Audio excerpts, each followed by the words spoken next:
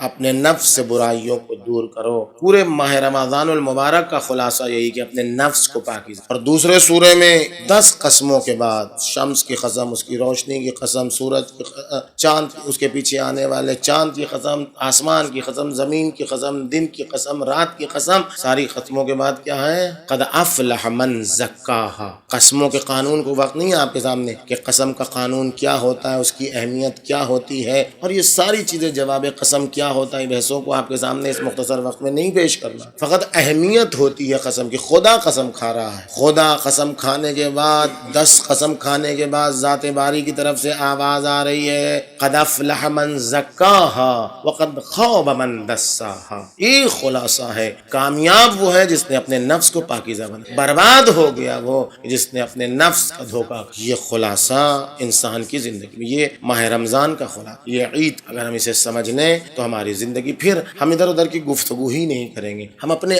آپ میں اتنا مشغول رہیں گے کہ دوسرے کی طرف ہمیں فکر کرنے کی نوبت بھی نہیں آئے، دوسروں کی برائیاں دیکھنے کی نوبت ہی نہیں آئے گی۔ اپنی ہی کمیوں کو دور کرتے کرتے کرتے کرتے ہم منزل مقصود۔ اور اب جب دعائے قنوت ہے، ایک بار نہیں 9 بار، پہلی میں 5، دوسری میں 4 بار مسلسل کہو۔ کیا کہو دعائے قنوت میں؟ ہے کیا دعائے قنوت؟ آپ دیکھیں بعض لوگوں کے لیے دعائے قنوت سنگین ہو گئی تو ماننے سے انکار کر دیا، کہا یہ نہیں ہو سکتا، یہ اس کی سند نہیں صحیح ہے، فلاں نہیں صحیح نہیں۔ آپ دیکھیں دعا کا افق کتنا ہائی ہے، کتنی اونچی پرواز ہے دعا کی، ہمیں کہاں لے جانا چاہتی ہیں دعائیں۔ رمضان کے بعد ہمارا درجہ کتنا عالی ہو جاتا ہے ان عبادتوں کے صدقے میں، ان شب قدر کے صدقے میں، ان نمازوں کے صدقے میں، ان عبادتوں کے صدقے میں، ان سحر بیداری کے صدقے میں ہم کہاں پہنچتے ہیں کہ ہم خدا سے عصمت طلب کرتے ہیں۔ آسان ہے، کوئی علی بن سکتا ہے دنیا میں، لیکن دعا قنوت میں ہم کریں خدا مجھے علی کے درجے تک پہنچا دے۔ کتنی ہائی فکر ہے، پہنچ نہیں سکتے ہو تو، لیکن تمہارا ایم ہائی ہو، تمہارا مقصد اونچا ہو۔ جب اونچا مقصد ہوگا تو اونچی پرواز ہوگی، جب لو مقصد ہوگا، لو ایم ہوگا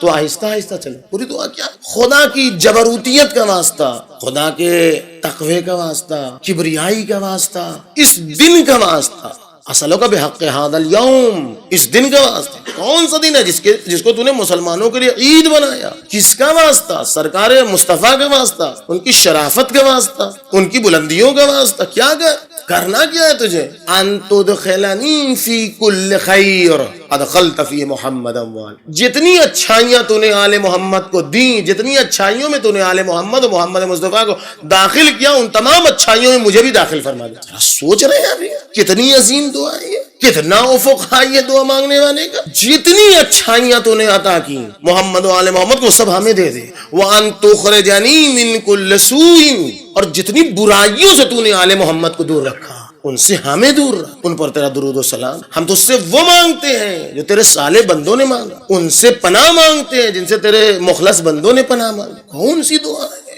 ایک جملے میں پوری زندگی کا خلاصہ خدا سے مانگنا، اسے کہتے ہیں دعا، اسے کہتے ہیں کمال بندگی، اسے کہتے ہیں نماز عید۔ حوصلہ چھوٹا چھوٹا نہ رکھو، ذات باری سے مانگو۔ دیکھو کتنی عید کے بعد خدا کیا دینا چاہ رہا ہے ماہ رمضان کے بعد تمہیں، کیسی عظیم چیز دینا چاہ رہا ہے۔ تم اپنے آپ کو ادھر ادھر میں گم نہ کرو، لہو و لعب میں گم نہ کرو، بازار کی گہما گہمی میں گم نہ کرو، مارکیٹنگ کی گہما گہمی میں گم نہ کرو۔ دیکھو کیا مانگ رہے ہو خدا سے۔ اللہ اکبر۔ چھوٹا حوصلہ، ایک گھر مل جائے، 10 بلڈنگ مل جائے، یہ مل جائے، وہ مل جائے، مکان مل جائے، ان کی لوٹ ان کی کھسوٹ، نہیں، یہ عید ہے، خدا سب کچھ دینا چاہتا ہے، تمہیں عید ہی دینا چاہتا ہے۔ حوصلہ دیکھو خدا کیسے پسند ہے، کس سے مانگ رہے یہ دیکھو، اپنی اوقات کو نہ دیکھو۔ ایک شخص آتا ہے پیغمبر اکرم کے پاس، کہتا ہے نبی اللہ میں بھوکا ہوں، میں فقیر ہوں، کیا چاہیے تجھے؟ اخبار رضا کی روایت کہ نبی اللہ میں بھوکا ہوں، مجھے کھانا دے دیجیے، میں پیدل ہوں، مجھے سواری دے دیجیے، مرکب چاہیے مجھے، میں برہنہ ہوں، مجھے کپڑا دے دیجیے۔ پیغمبر نے کہا کون ہے اصحاب میں سے جو اسے دے دے؟ اٹھے لو، کسی نے کپڑا دیا، کسی نے مرکب دیا، کسی نے کچھ دیا۔ جب وہ چلا گیا تو پیغمبر اکرم نے کہا کہ اس مرد سے بہتر بنی اسرائیل کی وہ عورت ہے جو موسیٰ کے زمانے میں تھی۔ ہمیشہ مرد ہی اونچے خیال نہیں رکھتے ہیں، کبھی کبھی مردوں کی بھی فکر نیچی ہوتی ہے، عورتوں کی فکریں اونچی ہوتی ہیں۔ دیکھو تو یہ کتنا نیچے درجے کا، اس کی فکر دیکھو تو کس سے مانگ رہا ہے؟ بعد از خدا بزرگ تو یہ قصہ مختصر، یہ نبی سے مانگ رہا ہے، سواری مانگ رہا ہے، کھانا مانگ رہا ہے، کپڑا مانگ رہا ہے۔ اس کی فکر تو دیکھو کتنی لو ہے، اس کا تھاٹ تو دیکھو کتنا کمزور ہے۔ ایسے مانگتا ہے کوئی اپنے نبی سے؟ نبی اللہ بنی اسرائیل کے زمانے، موسیٰ کے زمانے میں کون کیا خصوصیت تھی؟ کہا کہ موسیٰ کے زمانے موسیٰ کا حکم، موسیٰ یوسف کی قبر تلاش کرو۔ کون سا زمانہ یوسف کا، کون سا زمانہ موسیٰ کا؟ تلاش کرتے کرتے نہیں ملی قبر۔ کوئی ہے بوڑھی عورت، کوئی ہے، اس زمانے میں لوگ ہوتے تھے زیادہ سال، ایک بوڑھی فردوت مٹیا پھوس عورت ملی، ہمیں معلوم ہے تو معلوم ہے تو بتا دیجئے۔ کہیں ایسے نہیں بتانے کی موسیٰ کو ضرورت، موسیٰ کو خود بولا، موسیٰ کلیم اللہ خدا کے بندے پہنچے، بتا دے۔ کہیں ایسے نہیں بتاؤں گے، آپ اللہ سے پہلے ہم سے دعا کیجئے۔ کیا دعا کرنا ہے؟ ہمارے لیے دعا کیجئے۔ کیا دعا؟ کہ سب سے پہلی بات تو یہ کہ اللہ مجھے جوان کرے اور آپ سے ہماری شادی ہو۔ تو یہ تو میرے بس کی بات نہیں، تو ہم بتائیں گے۔ اچھا دوسری دعا بھی بتا دو۔ کہ دوسری دعا یہ ہے کہ آپ خدا سے دعا کیجئے کہ جنت میں ہم وہیں رہیں گے جہاں آپ رہیے گا۔ اچھا ایک عورت ہے، بوڑھی عورت ہے، لیکن اس کا جذبہ دیکھیں کتنا اونچا ہے، اس کی فکر دیکھیں کتنی ہائی ہے۔ موسیٰ پہ شوپس میں کہ خدایا کیا کریں، یہ ہمارے بس کی بات نہیں۔ فرشتہ نازل ہوا، موسیٰ اس عورت کی دعا قبول کرو، مجھ سے مانگو، کیونکہ اللہ کو بلند پرواز افراد پسند ہیں، بلند حوصلہ افراد پسند۔ چھوٹی چھوٹی چیزیں مانگ کے مانگو، چھوٹی چھوٹی چیزیں بھی خدائی سے، کسی اور سے نہ مانگو۔ موسیٰ جوتے کا تسمہ بھی مانگنا ہے تو ہم سے مانگو، لیکن اپنی فکر ہائی رکھو۔ اس غیبت کے زمانے میں، اس بربریت کے زمانے میں، اس بہیمیت کے زمانے میں، جہاں چاروں طرف سے حملے ہو رہے ہیں، کیا مانگو؟ تمہاری عیدی آج کی کیا ہونی چاہیے؟ ایک ہونی چاہیے۔ وہ اگر حاصل ہو گئی، وہ چیز اگر حاصل ہو گئی تو دنیا اور آخرت سب کامیاب ہے۔ سمجھو کہ تم اندھیرے میں ہو، نور کی تلاش میں جاؤ۔ تا وقت کہ سمجھو گے نہیں کہ اندھیرے میں ہو، اس وقت تک نور کی تلاش کا احساس نہیں ہو۔ کیا مانگو آج کے دن؟ اپنی بلند پروازی کا احساس کیسے کرو خدا کو؟ اور خدایا اس آج کی عیدی روز جمعہ ہمارے لیے ولی عصر امام زمان علیہ الصلوۃ والسلام کے ظہور کو قرار دے۔ ان کا ظہور ہمارے لیے عیدی قرار دے۔ اگر یہ دعا قبول ہو گئی، بقیہ ساری دعائیں اس کے صدقے میں قبول۔ یہ ماہ رمضان کا اتمام، یہ دعا، یہ عبادتیں ہمیں بلند پروازی سکھاتی۔ ہم چھوٹے چھوٹے بزنس پر راضی نہ ہو جائیں، چھوٹی چھوٹی نوکری پر راضی نہ ہو جائیں۔ اہل بیت اطہار کا چاہنے والا ہر چیز میں ایکسٹرا آرڈینری ہو، ہر چیز میں، ہر کمال میں اس جب نام آئے تو اہل بیت اطہار کے چاہنے والے کا نام ہے۔ ہر اچھائی میں جب نام ہے تو اہل بیت اطہار کے چاہنے والے کا نام ہے۔ IAS IPS آفیسر اہل بیت اطہار کے چاہنے والے ہونے چاہیے۔ ہم محدود نہ کر لیں اپنے آپ کو چند بزنس میں، بلکہ ہمارا افق فکر اونچا ہونا چاہیے۔ جتنے اونچے اور ہائی پوسٹ ملک کے ہیں وہ سب ہمارے پاس ہونے چاہیے۔ سب نہیں ہو تو کچھ ہمارے پاس اہم ہونے چاہیے۔ ہم کب سوچیں گے؟ ہم کب آئندہ کی فکر کریں گے؟ ہم کب اپنے اسکول کی فکر کریں گے؟ ہم کب اپنے کالج کی فکر کریں گے؟ ہم کب سوچیں گے؟ ہم کب اپنے چینل کی فکر کریں گے؟ کب فکر ہوگی؟ کب ہمارا افق فکر اونچا ہوگا؟ تا وقت کہ ہم لو میں رہیں گے، تا وقت کہ ہم چھوٹی چھوٹی چیزوں میں اختلاف کے عادی بن جائیں گے، دشمن ہمیشہ ہم سے فائدہ حاصل کرتا رہے گا۔ خدایا اس عید کے دن ہماری عیدی کو امام زمانہ کے ظہور میں تعجیل قرار دے۔ ان کے ظہور کے صدقے میں ہماری مشکلات کو برطرف فرما۔ ان کے ظہور کے صدقے میں تمام مریضوں کو شفا عطا فرما۔ ان کے ظہور کے صدقے میں ہمیں اتحاد و اتفاق کی توفیق عطا فرما۔ اعوذ باللہ من الشیطان الرجیم، بسم اللہ الرحمن الرحیم۔ انا اعطیناک الکوثر فصل لربک ونحر ان شانئک هو الابتر۔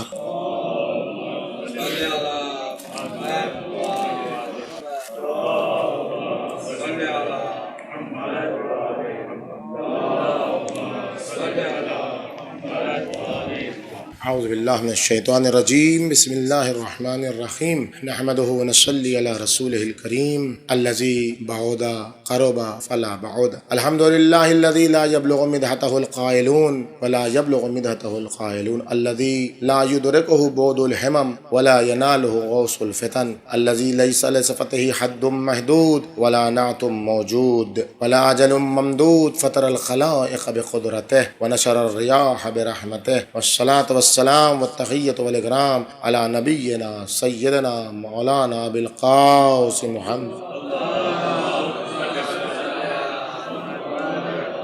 وأہل بیتہ الاطیبین الانجبین الاطہرین المعصومین المظلومین۔ اللہم صل وسلم وزد وبارک علی نبینا محمد صلی اللہ علیہ وآلہ وعلی وزیرہ وابن عمہ علی بن ابی طالب علیہ الصلاۃ والسلام، وعلى فاطمة الزہراء سیدۃ نساء العالمین، وعلى الحسن والحسين سيد شباب أهل الجنة وعلى علي بن الحسين ومحمد بن علي وجعفر بن محمد وموسى بن جعفر وعلي بن موسى ومحمد بن علي وعلي بن محمد والحسن بن علي والخلف القائم المهدي حججك على عبادك وأمنائك من خلقك أما بعد ولعنة الله على أعدائهم أجمعين من الآن إلى قيام يوم الدين أما بعد أوصيكم ونفسي بتقوى الله ونظم أمركم. اس دوسرے خطبے میں بھی آپ کو اور خود کو اس بات کی تلقین کرتا ہوں کہ تقوی الہی، نفس کو پاکیزہ بنایا جائے، اپنے نفس کو پاک کیا جائے اور اپنے آپ کو ہمیشہ عید خوشی آئی ہے تاکہ ہم اپنے ساتھ دوسروں کو بھی اپنی عید میں ان کو بھی یاد رکھیے کہ جو ایک لباس کے محتاج، اپنی عید میں ان کو بھی یاد رکھیے کہ جو ایک اچھی غذا کے محتاج. جتنا آپ کو خوشیاں منانا ہے شرعی حدود میں سب منائیے، لیکن ان کو فراموش نہ کیجیے کہ جو بحرین میں آج آپ کے منتظر ہیں، جو سیریا میں آج آپ کے منتظر ہیں، آپ کی دعاؤں جو عید آئی ہے پیغام لے کر.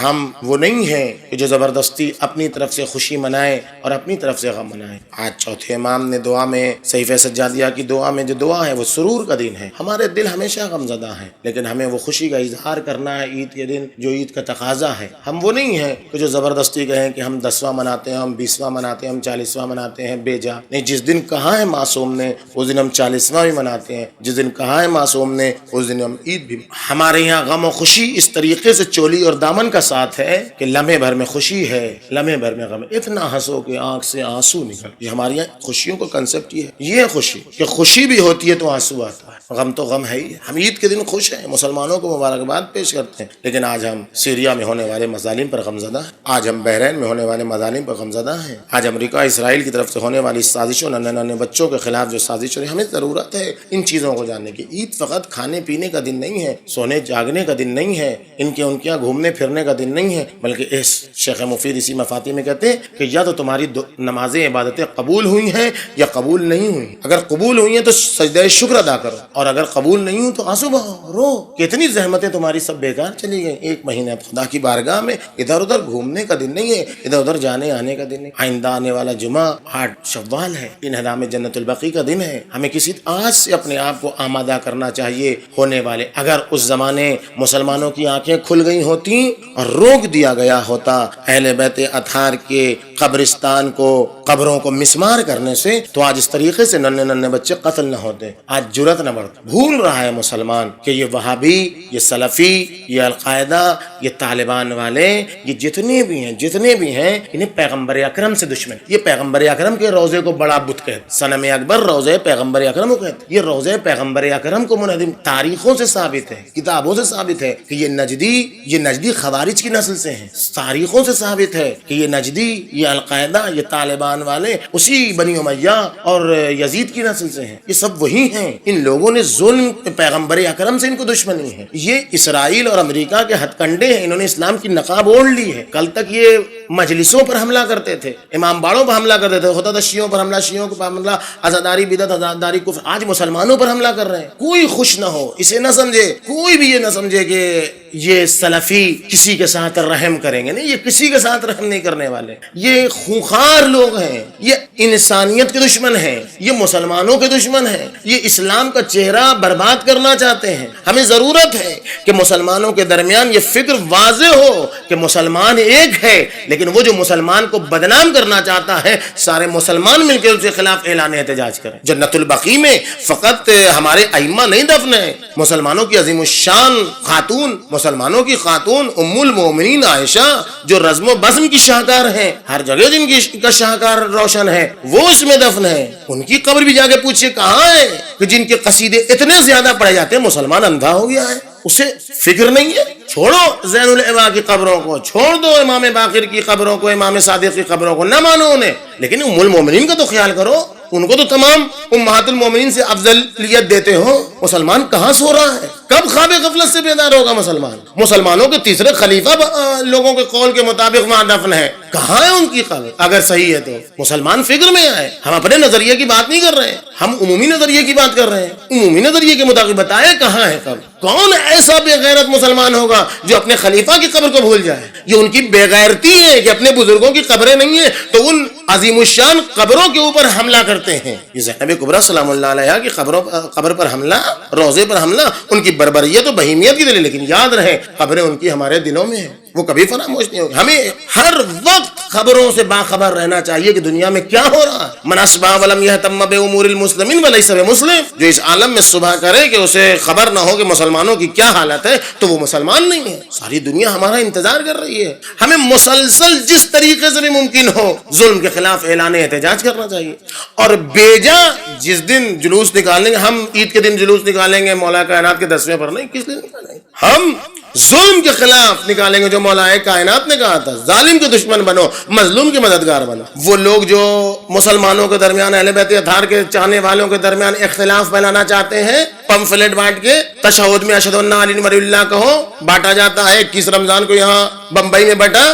تمام بمبئی کے علماء کی ذمہ داری ہے کہ وہ اس کے خلاف، یہ لوگ نہ اخباری ہیں نہ غیر اخباری ہیں، یہ اپنے سامنے لیبل لگائے ہوئے ہیں کہ ہم محفوظ رہیں کسی نام کے پیچھے. ان کو کچھ نہیں آتا ہے، یہ کسی مذہب سے تعلق نہیں رکھتے ہیں، یہ بے دین ہیں. جو لوگ نادانستہ طور پر ہیں وہ بیچارے بھولے بھالے، انہیں دین نہیں سمجھایا گیا ہے. یہ مسلمانوں میں، یہ شیعوں میں اختلاف پھیلانا چاہتے تھے کہ دشمن کو معلوم ہے اب تک شیعہ سنی اختلاف کے ذریعے سے اس نے اپنا فائدہ حاصل کیا ہے. جب دیکھا کہ شیعہ سنی اختلاف سے فائدہ نہ ہوا، عقل مند مسلمان ہے جو جانتا ہے کہ شیعہ سنی آپس میں اختلاف کرنے والے نہیں ہیں، اپنے مذہب کے ساتھ ساتھ رہنے کے باوجود یہ اپنے مقدسات کی حفاظت کریں گے. شیعہ اور سنی مل کے سب کام کرتے ہیں. جو امام خمینی نے کہا تھا کہ مسلمان یہ سوچتا ہے کہ یہاں پر ہاتھ باندھ کے پڑے، کہ یہاں پر ہاتھ باندھ کے پڑے، کہ یہاں پڑے، کہ یہاں پڑے.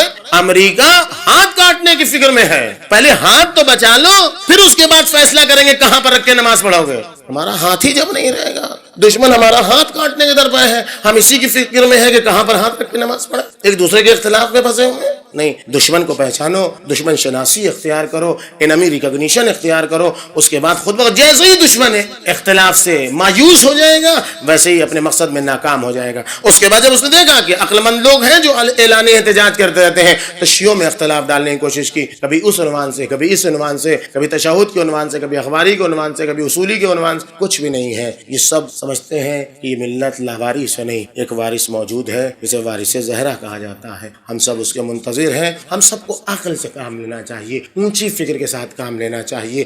ہمیں اپنے خون کی حفاظت کرنی ہے.